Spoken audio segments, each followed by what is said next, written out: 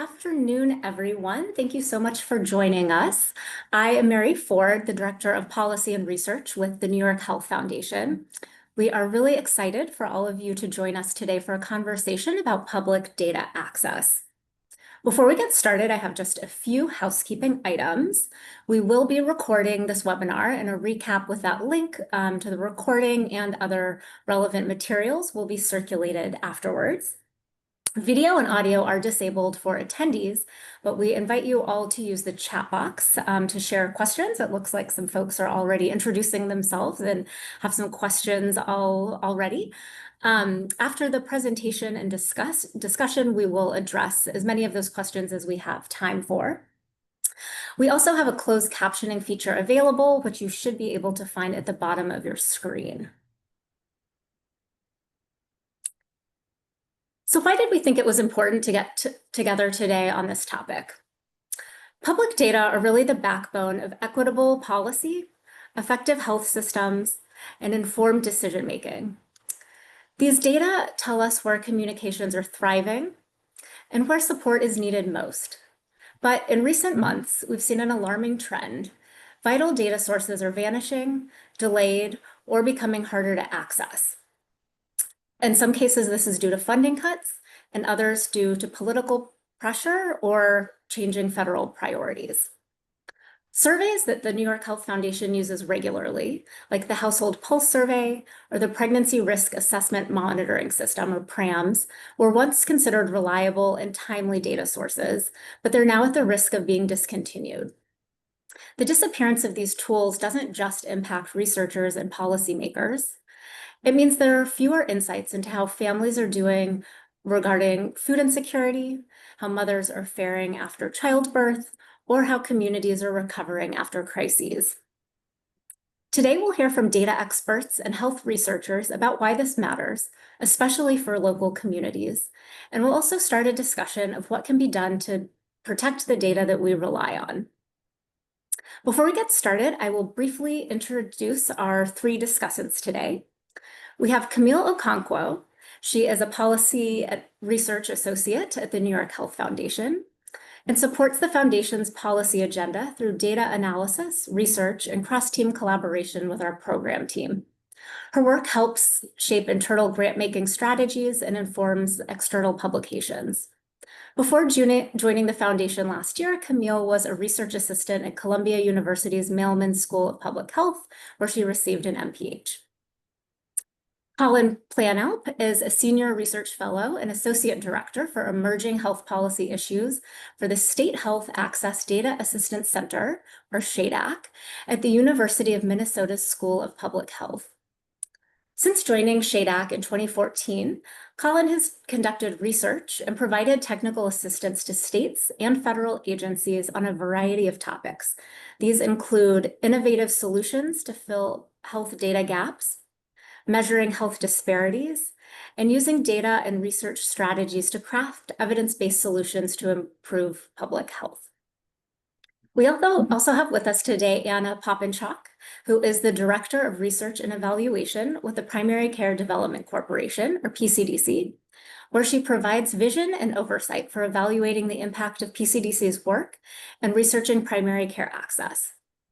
With over a decade of experience, her motivation as a researcher is to generate evidence that can be used to improve access to quality healthcare and address health inequities.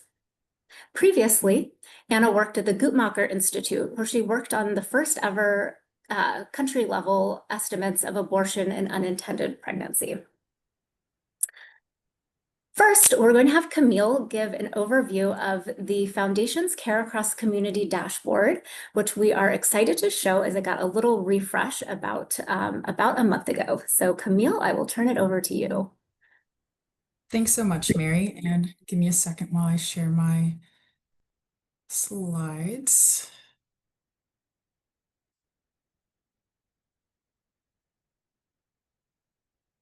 All right. Hello, everyone. Thank you so much for being here today. My name is Camille Okonkwo, and I'm a policy and research associate at the New York Health Foundation. And today I'm going to show you how we're using public data to highlight gaps in access to primary care across New York State.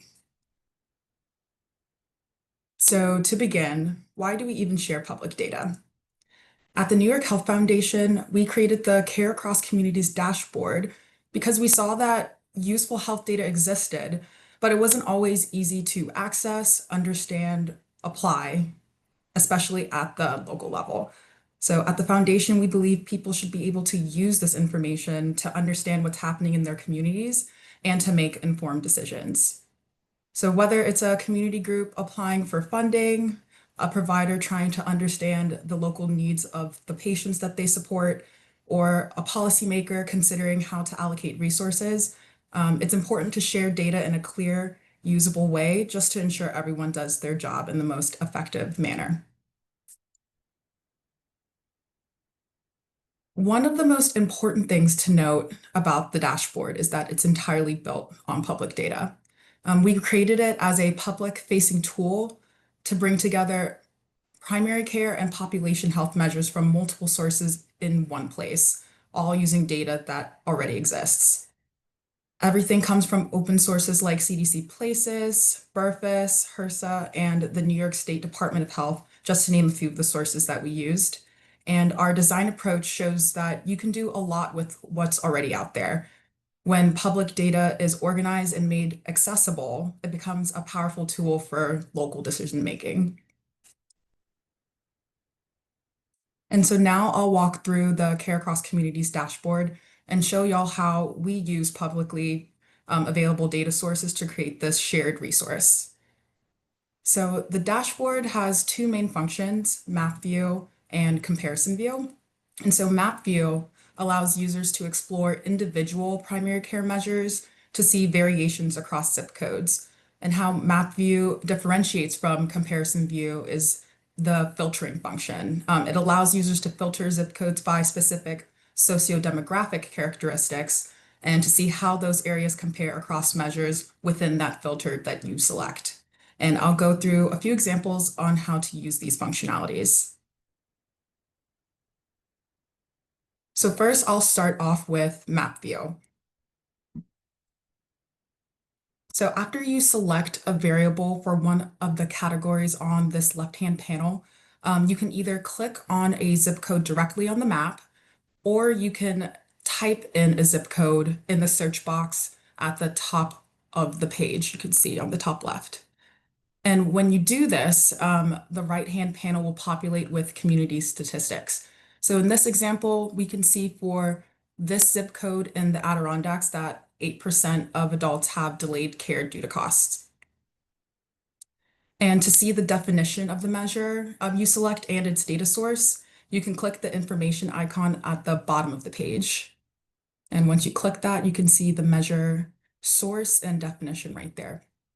You can also export these data by clicking the icon at the top right corner, and it'll give you the option to either export the single data point or export all the data from the dashboard.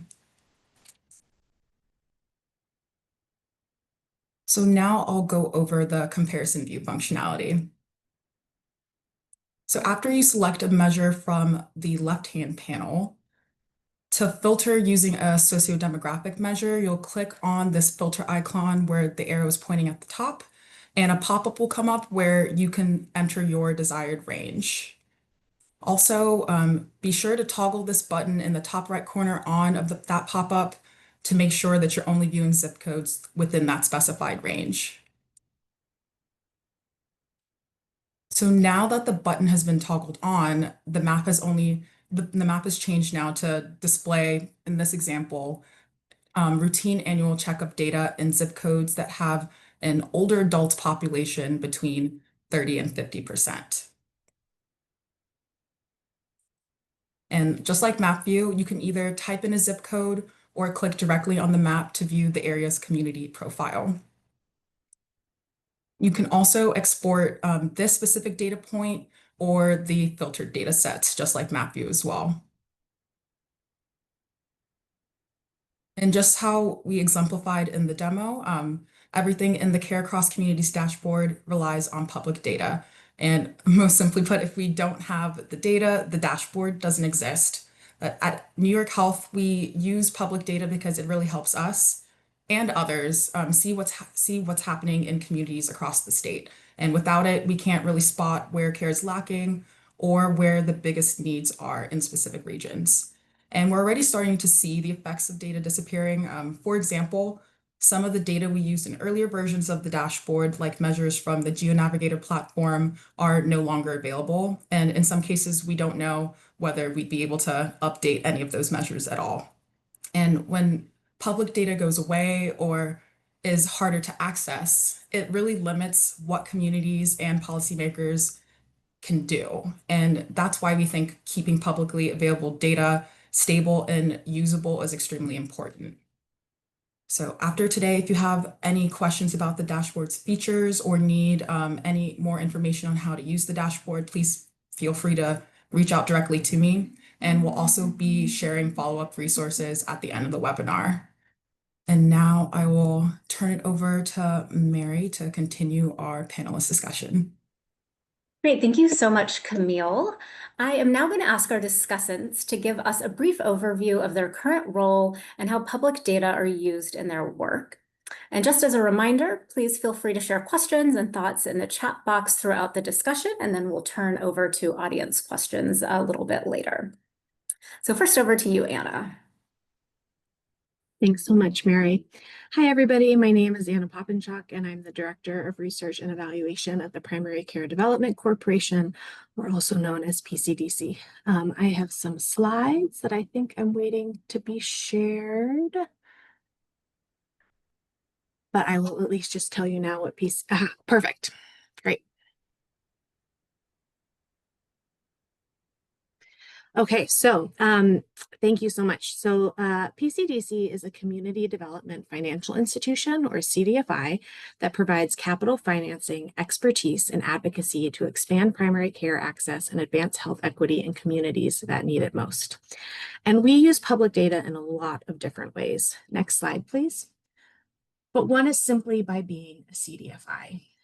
For those of you who may not be familiar, CDFIs are specialized lenders that provide affordable financial products and services that meet the unique needs of economically underserved communities. They specialize in lending to individuals, organizations, and businesses in under-resourced communities. CDFIs can be lots of different things, but they normally include banks, credit unions, loan funds, microloan funds, or venture capital providers.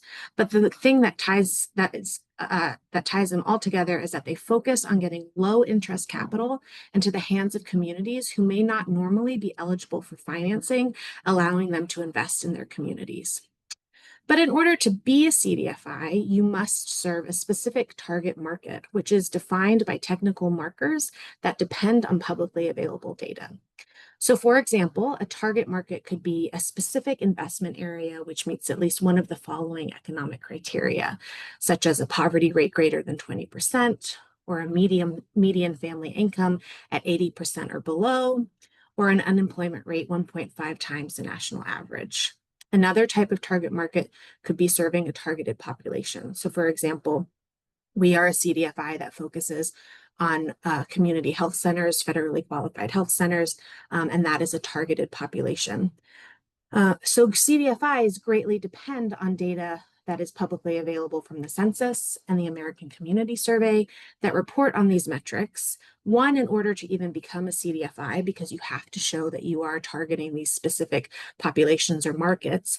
And two, when you then are working to find clients, you use the publicly available data to make sure that these clients are located in those census tracts that meet the target market criteria. Next slide, please. And apart from being a CDFI, we also use publicly available data because we have a small but mighty research and evaluation team that evaluates the impact of PCDC's work and generates research on primary care to help increase investment and access to primary care. In terms of our evaluation, since our organization focuses on health centers, we rely on the publicly available Health Center Program Uniform Data System to be able to assess the health outcomes of our health centers.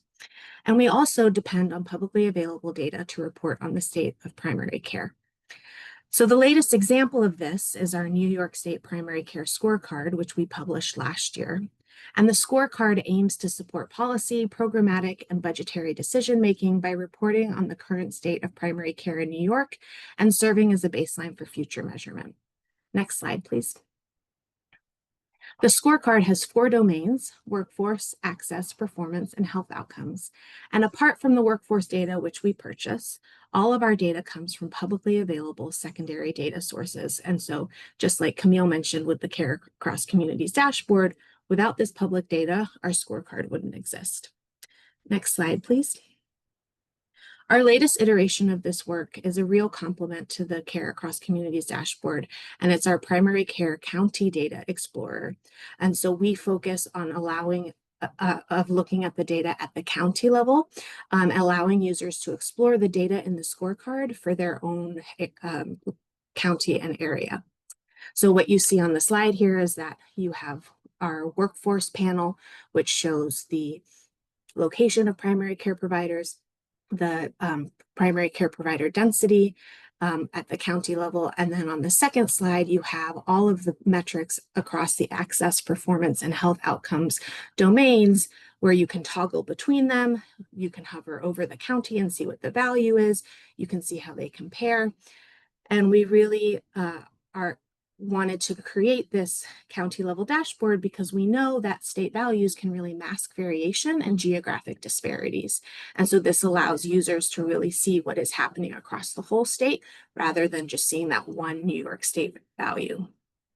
And these public data are important for understanding where the greatest need for primary care investment exists in New York and how counties may differ in terms of workforce, primary care access, and related health outcomes. And the scorecard and explorer really showcase how we can also use publicly available data to advance health equity and inform public policy. These tools were developed in partnership with our policy team, who work really hard to increase investment in primary care up in Albany. And by having these tools available, we are able to equip advocates with the data that they need to make the case to their assembly member or senator to show them what's happening in their county and why we need to increase investment in primary care. So those are some of the ways that we use publicly available data at PCDC, and we think it is such an important resource. And so we're really thankful to be part of this conversation today and look forward to discussing more. Thanks so much. And Colin, over to you. Same framing question. We'd love to hear a little bit about your work at SHADAC and how you all use publicly available data there. Great, thank you very much. Can I get my slides pulled up, please?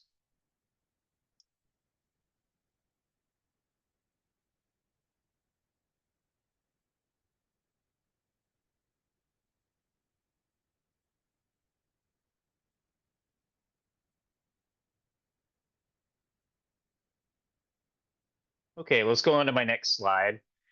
So first, I want to thank you for the invitation to speak today. My name's Colin Planalp. I'm from the State Health Access Data Assistance Center at the University of Minnesota. SHADAC is a nonpartisan health policy research and technical assistance center, and we focus especially on issues of state-level health policy. We've been around for more than 20 years, and our work centers on helping states to use sound data, research, and evaluation methods to inform policymaking so that states can foster a healthy, happy, and productive populations. Over the years, we've developed productive working relationships with state officials and analysts from a variety of different kinds of agencies with states across the country. And those relationships are really critical to all the work we do. Next slide. I'm here today because SHADAC has a lot of expertise in publicly available federal data, especially state-level survey data. In some cases, we assist states in identifying federal survey data sets with state-level data so that they can use those data sources to answer their health policy questions and craft solutions. We also work with states to design and implement state-level surveys to fill data gaps. This is important because sometimes the data that states want or need to answer their questions and formulate their policy responses aren't available in publicly available federal data. And both of those strategies leverage our expertise in methodologies and analytic approaches to cultivate and develop research questions, and to answer research questions aimed at informing health policy decision making. We take a really an applied research approach to all of the work we do. Next slide, please. So like I mentioned earlier, there are two lanes of the work that we do. There's the technical assistance work that we provide to states and helping them use federally available data, federally available public data.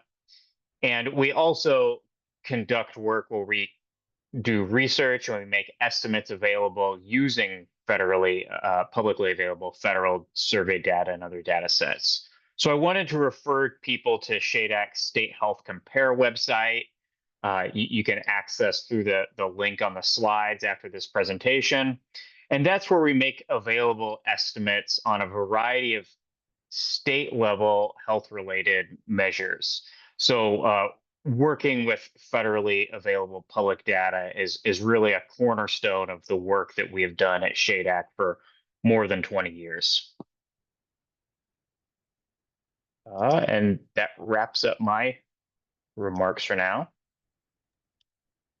Fantastic. Well, thank you so much for these kind of overviews of the work that you do and insights about publicly available data. I think hearing this from just these three organizations, it's very clear how much of our work, which are also used by various stakeholders through the communities we work with, really hinges on publicly available data.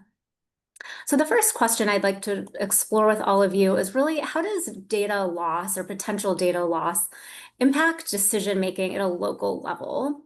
This could be through things like program design, funding allocation, community organizing.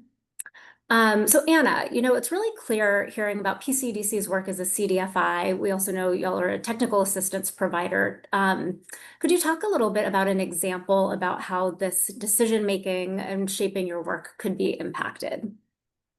Absolutely. So the example that I'll share is related to the Uniform Data System, or the UDS data that we rely on for assessing the health outcomes of our health centers that we work with. And also it's just a great data set in general. So the Health Resources and Services Administration, or HRSA, their health center program awardees and lookalikes are required to report a core set of information every year. So this includes patient characteristics and demographics, the services provided at the health center, clinical processes and health outcomes, patients' use of services, staffing, costs, and revenue. And so it's a really rich data set, which is known as the UDS data, or the Uniform Data System. And it's generally published every year. And PCDC has a long history of using that data every year for a lot of different things. We use it for, just looking at how our health centers, the data on our health centers, and understanding what is their staffing, what services are they providing. We can look over time to see if those services have changed from the time we made our loan to the time that the loan ended. We also use it a lot for business development, so we can understand what FQHCs may fit within a certain criteria for either our loan development, or, like you said, we're a technical assistance group, so we can see what FQHCs might be located in an area where we're doing a new project on cardiovascular support or something like that. So it's a really rich data set, and one that a lot of people rely on. And this year, a letter was sent out explaining UDS measurement changes for 2025 data collection. And this, included some things that made sense. They were aligning how they were going to capture clinical services, so it would be similar to a Medicare survey and data set. But there was also a notice that said that starting this year, they were no longer going to include sexual orientation and gender identity questions in the demographic characteristics section. And this, explicit exclusion of these questions, and now data loss for these data sets going forward, has several implications. First, It's going to make it impossible to track these populations within health centers, and any longitudinal data tracking that depended on these data will be impacted. So, we report on the patients that our health centers serve, including those demographic characteristics. And if we report on sexual orientation and gender identity, we won't be able to do that going forward. But more importantly, I think it makes, by not measuring and capturing sexual orientation and gender identity, it is making LGBTQIA populations invisible within this health services data. And who is counted can send a really clear message about whose health needs are prioritized and valued. And this is a concerning step back in ensuring detailed and disaggregated data sources on all populations. And ultimately, it will make it much harder for us to measure if everyone has the ability to access and achieve their optimal health through this data source.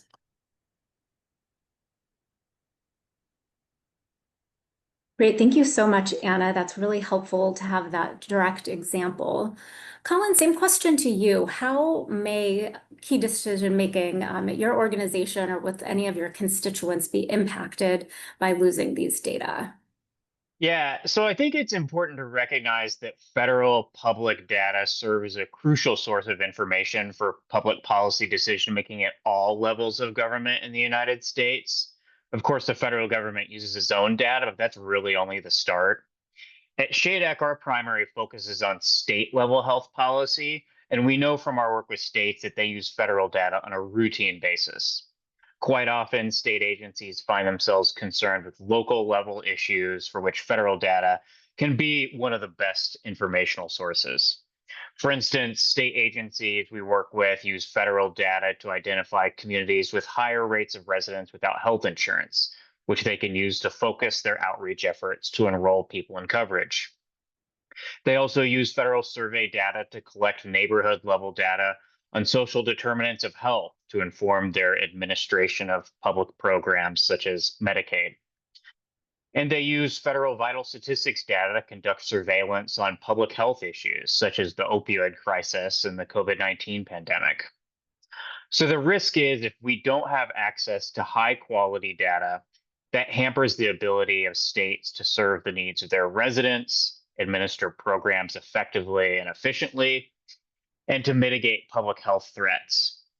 I like to think in terms of analogies, and the one that occurs to me in this case comes from aviation. Public data are like the gauges and the instruments and the maps in an airline cockpit.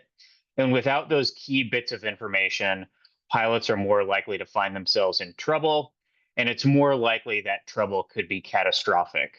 And I worry that we could find ourselves in a similar situation in the health sphere in the United States if public data were to become harder to obtain.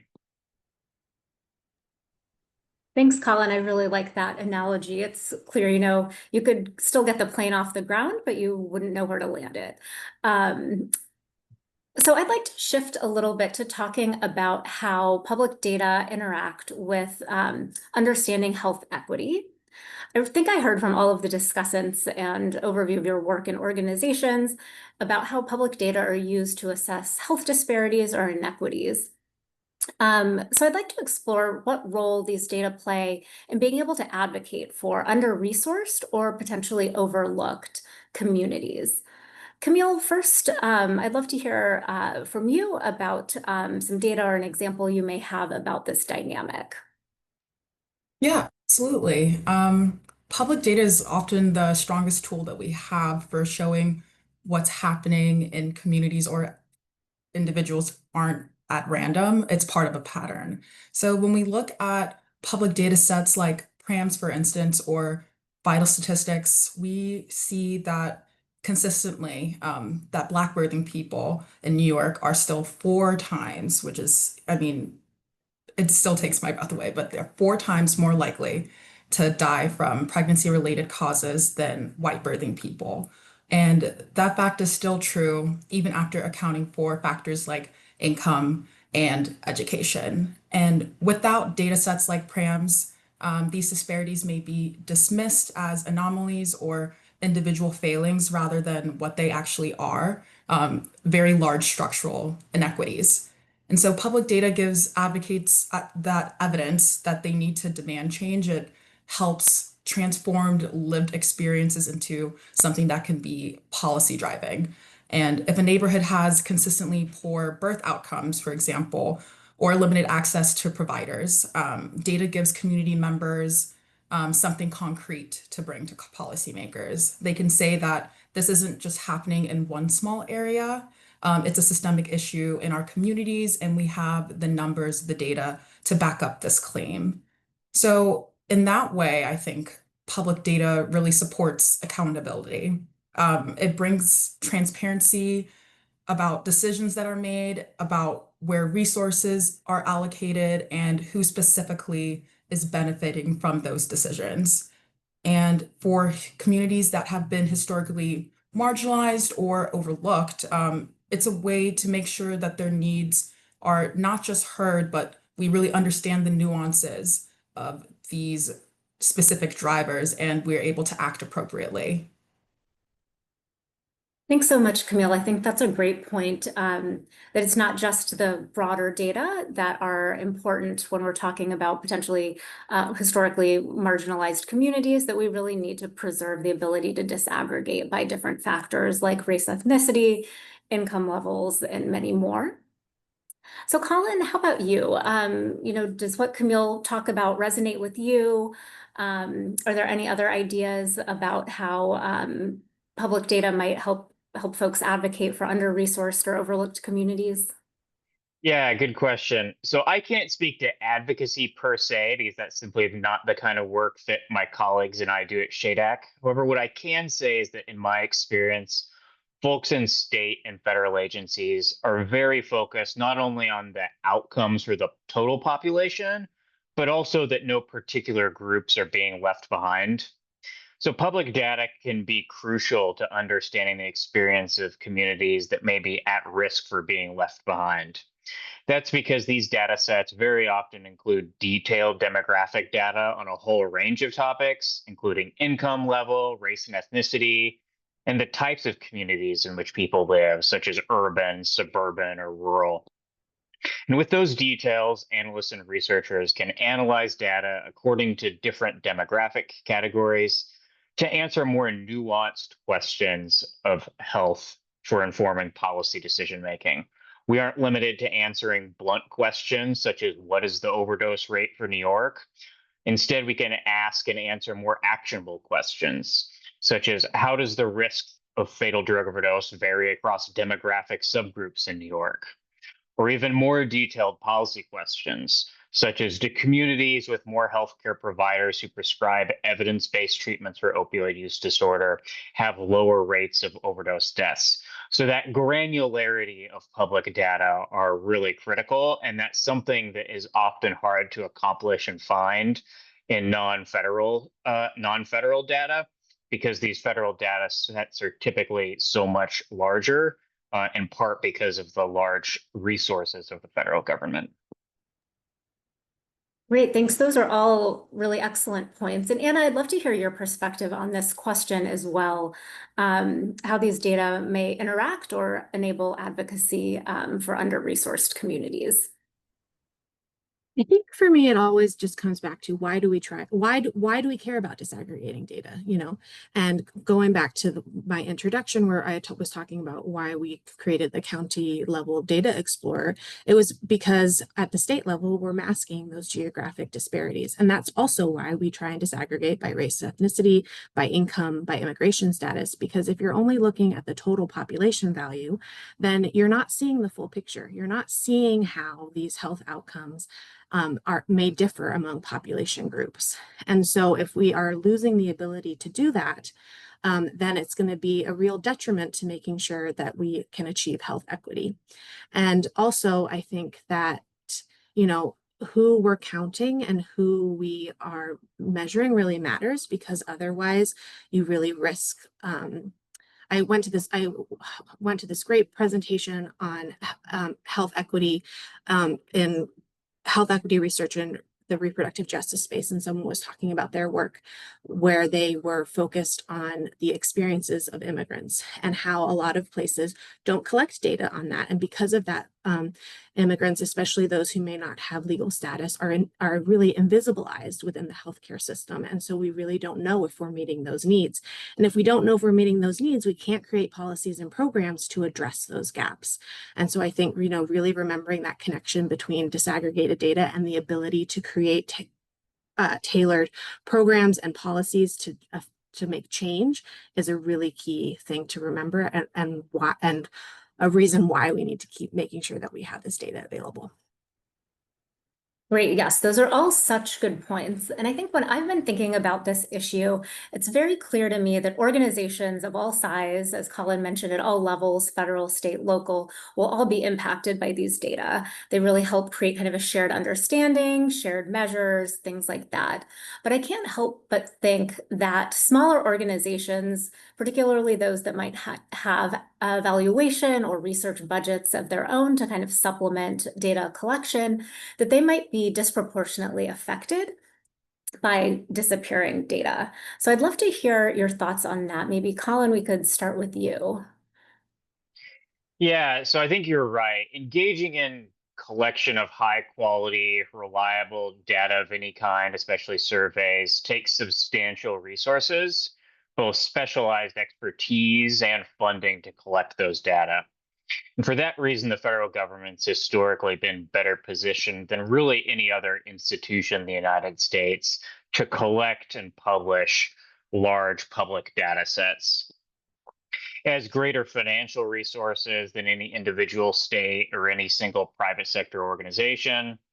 And by virtue of its role in American governance, it can employ a range of data experts with the purpose of assisting in the collection and analysis of data to inform policymaking.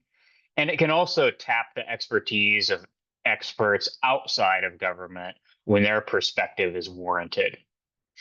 Really, no institution in the US can step in to fill that role whole cloth. Small organizations and individual researchers, least of all.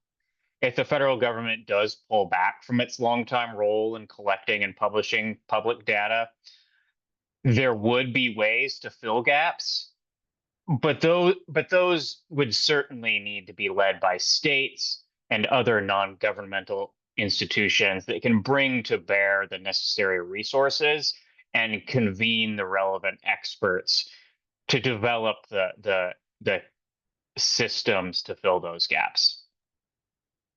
Great, absolutely. All of those points very well taken. Camille, is there anything from your perspective that you see as sort of more either catastrophic impacts or just more disproportionate impacts for smaller organizations? Yeah, absolutely. As a researcher, I especially rely on publicly available data, especially when we're trying to study smaller, under-resourced communities. And Colin touched a little bit on this, but like unlike larger institutions or well-funded research centers or many researchers who work independently, people just don't have the budget to purchase like data or run their own surveys. And that is why the federal government is really well equipped to fill this gap. But public data, because of that, is that linking resource that researchers at smaller organizations have to analyze trends and apply for funding or implement any evaluation efforts. So when that data is veiled underneath a paywall or even released less frequently, it immediately narrows the subjects that these researchers can study. And that's not a problem just for researchers, it's a problem for the communities that we aim to serve. And at the organizational level, we've seen how evaluation efforts really does depend on that leftover budget that we have after the direct services are funded. So if accessing data becomes more difficult or more time consuming, evaluation is often like that first thing that gets axed. And that means that we have fewer outcome measures to analyze, fewer stories of impact, and fewer chances to really demonstrate why specific programs are important for the regions that they serve.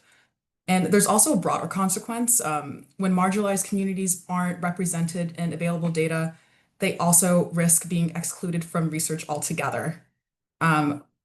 that means even policy discussions and funding decisions to help these communities. And so if the data is not really reflecting the needs of those communities, and those needs don't make it into grant proposals, reports, or agendas, fewer studies get published that center these experiences. It creates this like underinvestment cycle where the absence of data leads to the absence of funding, and the absence of funding it's just this feedback loop that is so essential to driving equity focused decision making that is just very disrupted. Thanks. And Anna, anything to add? Again, really just about sort of the disproportionate impact that smaller organizations may feel from some of these data either disappearing or being kind of revised and truncated. Yeah, I was actually thinking more of how this is going to impact like the research infrastructure in terms of supporting and building the next generation of researchers. Like, you know, I'm thinking back of being in grad school and knowing that you don't have any funding to answer your dissertation question, and so you have to rely on those publicly available data sets. And you know, I think as researchers, we all know that sometimes there are hot topics that are happening at a certain time, but if your interest is in a different area, publicly available research data sets allow you to explore those research questions that may not be, as Camille was saying, the ones that are currently funded. And it allows for, you know, a broader breadth of research that's happening across the field. It allows for people to explore things that are relevant to their communities and interesting to them. And I think that, you know, disappearing data sets will have a big impact across the board, but it's also those disappearing questions, like the example that I had from the UDS data, where that could really cause a researcher to pivot in the middle of their research and analysis if their data is restricted because they no longer have the question that they need to be able to answer or to do their analysis. And just really the implications of that in terms of really supporting independent researchers, but then also smaller organizations, because if you don't have the time or the budget to be able to buy these proprietary data sets, then you're really left to the whim of what is happening nationally. Great, thank you so much. I encourage folks listening in to drop any additional questions, comments into the webinar chat. We will turn over to some of those questions shortly, but I think it's very clear, again, from the discussion that we're having, that there are impacts that can affect, again, many different sizes of organizations, working on many different topics, different approaches. So, you know, we don't know the full scope of what this is going to look like yet, but understanding that there will likely be some levels of impacts. What are some things that researchers, health professionals, and potentially policymakers might be able to do now to help ensure continued access to some of these critical data in what is becoming an increasingly uncertain landscape? So Colin, I'd love to hear from you. Yeah, I think this is one of the most important questions to grapple with right now. My main advice here is for people to undertake thorough contingency planning efforts. The details are going to vary across different organizations according to different purposes, but there are several key steps. First is to determine what federal publicly available data sources you rely on for your work, both directly and indirectly. For instance, you might rely on CDC surveys that monitor substance use among adolescents in your state. Or you might conduct your own survey, but you weight those data to population estimates from the Census Bureau's American Community Survey. You need to know what federal publicly available data sources you're relying on. Second, conduct a data scan to determine whether there are other publicly available data sources that could be used to fill data gaps that could result in particular federal data sources becoming discontinued. For instance, some of those might be federal survey data. There may be alternative state level surveys you could rely on, or you might be able to use other non-survey data, for instance, administrative data or other proprietary data. Third, if you determine that you need data that are at risk of being discontinued and there aren't good alternatives currently available, start considering your options for primary data collection. There are many considerations there, but many times one of the key considerations is budget. So according to your budget, you could conduct your own survey to fill data gaps, or you could attempt to find partners with whom you could work together to fund a shared survey, or you could find partners who are already conducting surveys that are closely related to the questions you have, and perhaps assessing the feasibility of adding new questions to the surveys they're already running. I'll also say that this is a topic that SHADAC's been thinking a lot about lately. We're currently working on a project with support from the Robert Wood Johnson Foundation, in which we're assessing various federal health-related surveys to determine what data could be at risk of being discontinued, and assessing what alternatives there may be in terms of cross-pollination across those surveys, and then considering what alternatives there may be for filling data gaps if there are certain pieces of data that are suddenly not available from any publicly available federal surveys, if data collection and reporting were to be scaled back. So thinking about that third bullet of what could we do in terms of primary data collection, who would the people need to be involved, what would be the challenges, what could be the facilitating factors. Great, thanks. Those are all really helpful. I think we're all kind of grappling right now with these. So those are really good, concrete examples. Camille, similar question for you. How are you thinking about potential steps that researchers or health professionals might be able to take to help continued access either to these data or new data that we may come to rely on? Yeah, this is a really good question. And I think Colin touched on a lot of great points. Just in conversations with different organizations in the field, a lot of things I've been hearing are that data recovery efforts are kind of siloed right now. People are recovering the data that they seem that is important to them without really talking to neighboring organizations to see if we're recovering the same amounts or same data sets. So I think convenings in this point are really, really important just to get the conversation going on how can we best use our time and resources to capture the largest amount of data. I think that's the biggest thing, and that can go into that coalition building. And another thing I think we can collectively advocate for is supporting community data ownership.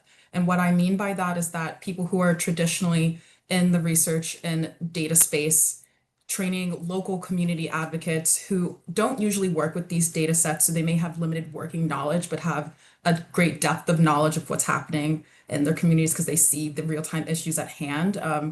Training them to learn how to interpret and use the data themselves. So in that way, even when systems shift or teams may be dismantled, communities are still equipped to advocate for themselves and act on the data that is available. Great, thank you. I will have a follow-up question for you soon from someone in the audience related to that.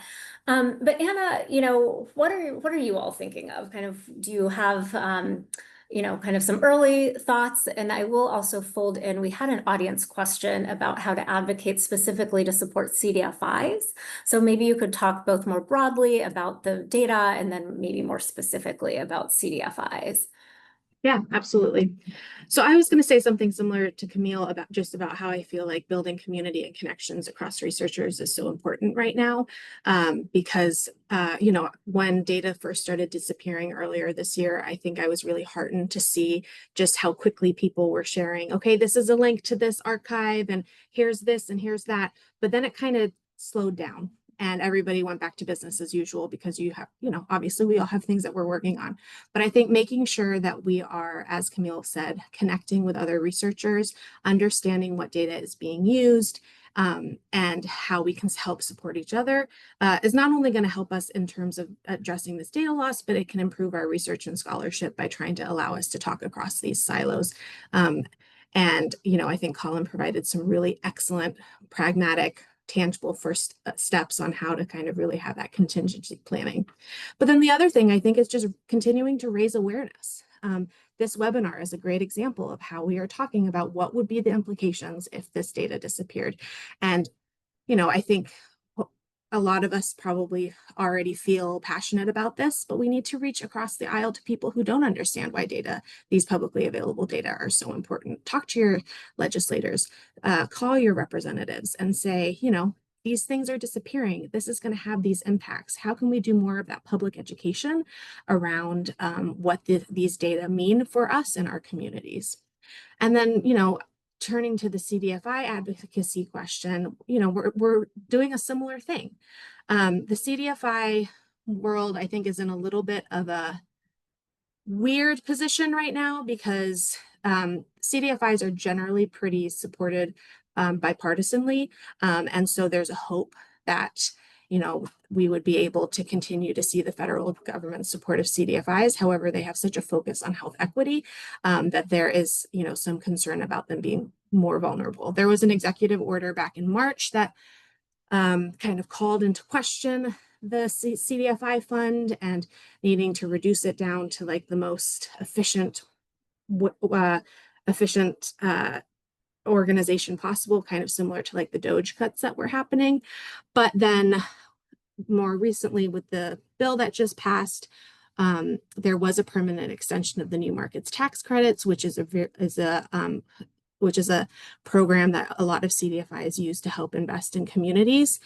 So there's like good things happening, but also bad things happening. So in terms of advocating for CDFIs, what we're doing is we're really trying to generate evidence that we can show this is why CDFIs are important, and especially why investing in health centers as a CDFI can make a big difference. So we're doing some economic impact analyses of the impacts of our loans to certain health centers here in New York, and we're hoping to come up with, you know, a series of like short one-pagers, and then go to that congressman or senator who represents that district to say, look, this is what a CDFI did in your community. This is the economic impact. Because unfortunately, I think right now we're in a time when the health impacts aren't really resonating as much politically, but the economic impacts hopefully are. So what you can do is learn what CDFIs are in your neighborhood. Learn, understand who is working on these issues. CDFIs address a lot of different issues, not only health centers, but also grant development, small business development in communities, microloan funds to individuals. So find out what's happening in your community and then, you know, call up your representative and say, what are you doing to make sure that these vital institutions are still being supported? And say the same thing about why public data is important too. Great, thank you so much. It gives me at least a glimmer of hope to know that there are so many folks, including yourselves here, thinking about these issues, making actual active plans to both create conversations, coalitions, and hopefully make progress in either protecting and preserving some of these data. So I'm going to turn to a couple audience questions. Camille, I'd love to hear a little bit more about what you were speaking of in relation to community ownership of data, building some of the maybe capacity for local community advocates around data. The question was about what role community and communities might have in some of this. And I would just say the lens that I'm thinking of this through is that as all of these new kind of policies and things have come down at the federal level, a lot of folks have thought that, you know, for the next period, you know, focusing on state and local policies might be an area to gain some more traction. So I think that's actually sort of a parallel to why this is a particularly important time to think about developing capacity in community members and community data collection. So would love to hear any additional thoughts you have there, Camille.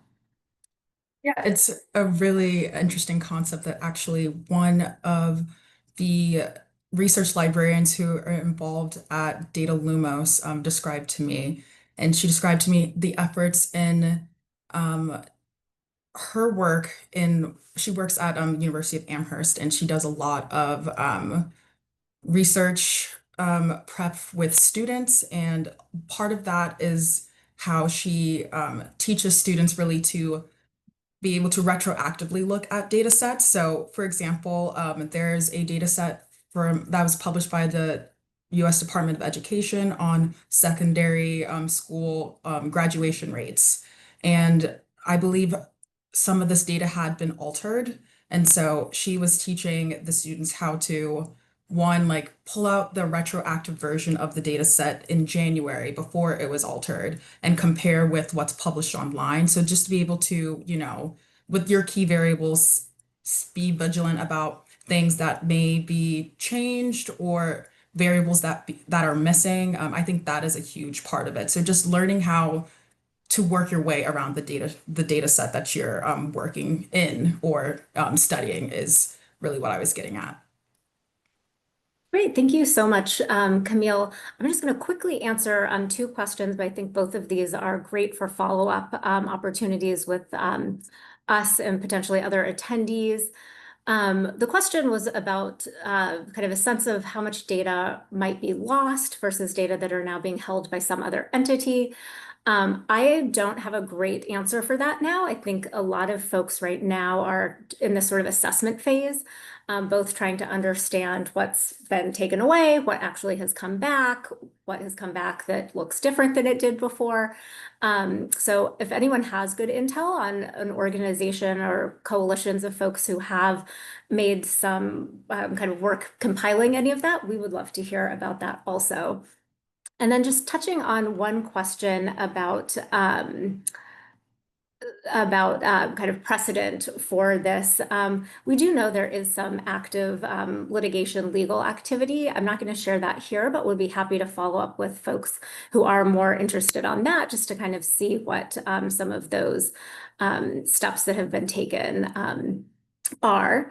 So in the interest of time, I'm going to focus just on a really last snapshot from our participants.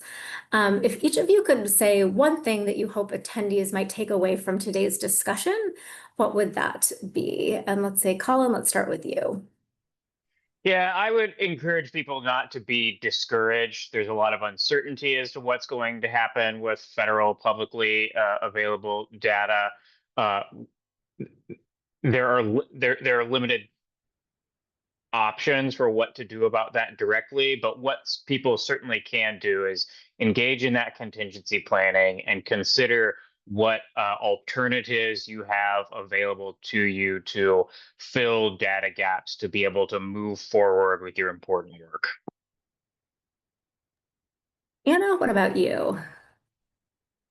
I think mine would be that publicly available data are a public good, and that's why this discussion is so important today. And as a public good, going to one of the questions in the chat, I think, we need to balance and remember being ethical and responsible in our use and our data collection, while also ensuring that we're protecting these data sources and ensuring that we're not leaving anyone behind because of this risk of disappearing data and restricted data questions.